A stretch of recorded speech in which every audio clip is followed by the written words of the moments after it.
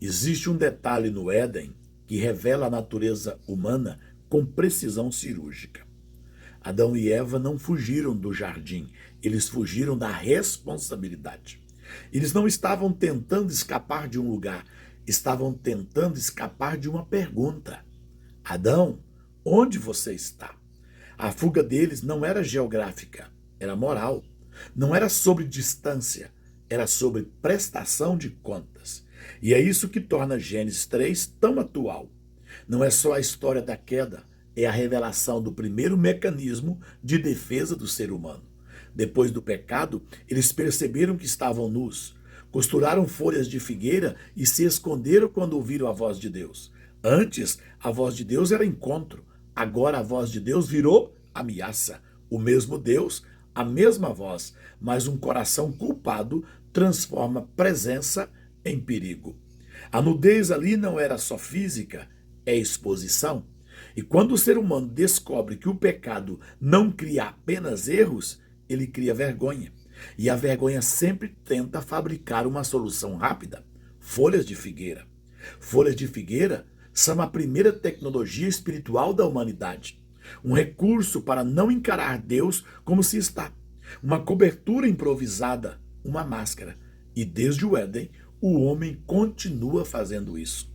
Quando o coração fica culpado, ele não busca arrependimento primeiro, ele busca uma cobertura. E nem toda cobertura é restauração. Muitas vezes é só uma forma sofisticada de esconder o que não está ou que não quer ser tratado.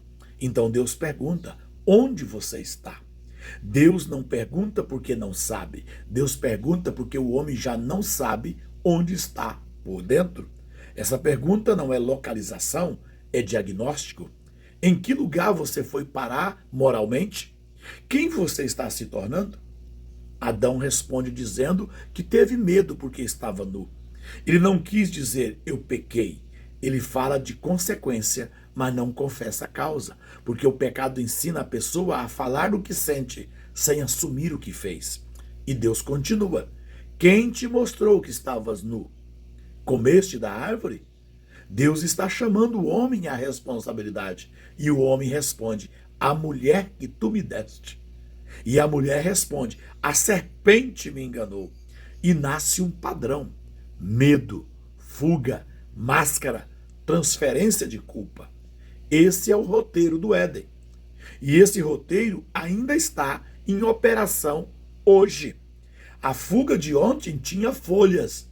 A fuga de hoje tem telas. Hoje vivemos uma geração cercada de tecnologia.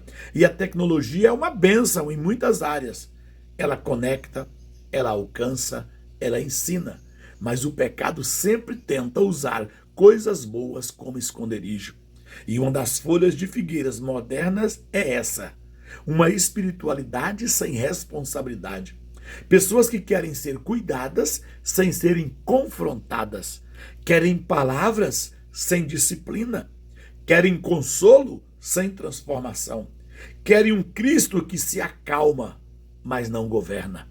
Então fazem uma escolha que parece espiritual, mas muitas vezes é apenas estratégica.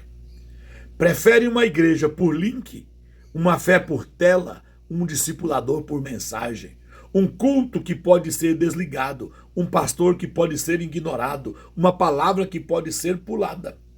É como se o coração dissesse: eu quero a voz de Deus, mas não quero a pergunta: onde você está? Porque a pergunta de Deus exige verdade. E a diferença entre ser cuidado e ser transformado é a presença da prestação de conta. No Éden, o homem não perdeu só a inocência, ele perdeu a coragem de se expor. E quando alguém perde a coragem de se expor, procura um tipo de relação com Deus que não exige exposição.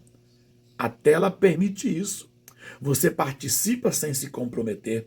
Você ouve sem obedecer. Você se emociona sem mudar. Você aparece sem ser visto. E aqui está o perigo. Você pode viver uma espiritualidade sem comunidade real. E sem comunidade real não existe correção real, não existe confronto real, não existe transformação real. Porque discipulado não é informar, discipulado é formar. A formação exige proximidade, exige relacionamento, exige acompanhamento, exige verdade. E é exatamente disso que o ser humano tenta fugir. Hoje existem folhas modernas. Eu assisto palavra todo dia, mas não mudo de vida. Eu sigo muitos pregadores, mas não me submeto a ninguém. Eu amo a Deus, mas vive sem correção.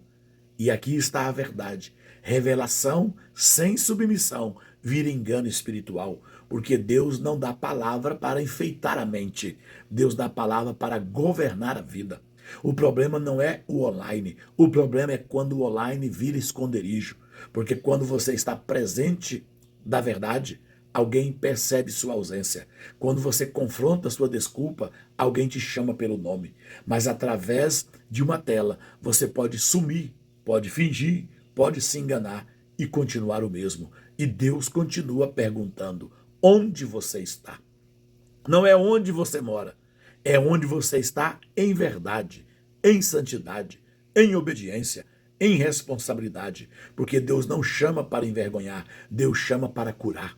Mas a cura exige verdade, e a verdade exige responsabilidade. Muitos querem graça sem arrependimento, bênção sem aliança, promessas sem obediência, cuidado sem correção, mas o reino não funciona assim.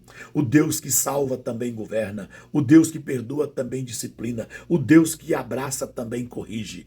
A responsabilidade que cura é a que deixa Deus te encontrar.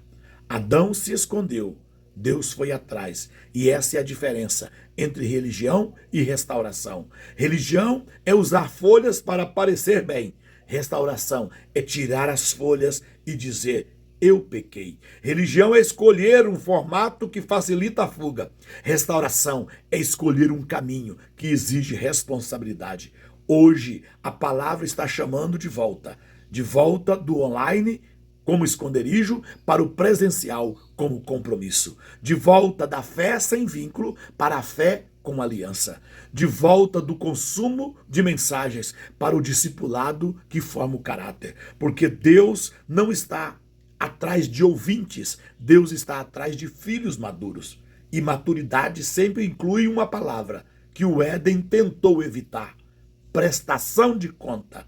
E a pergunta continua ecoando: Adão, onde você está?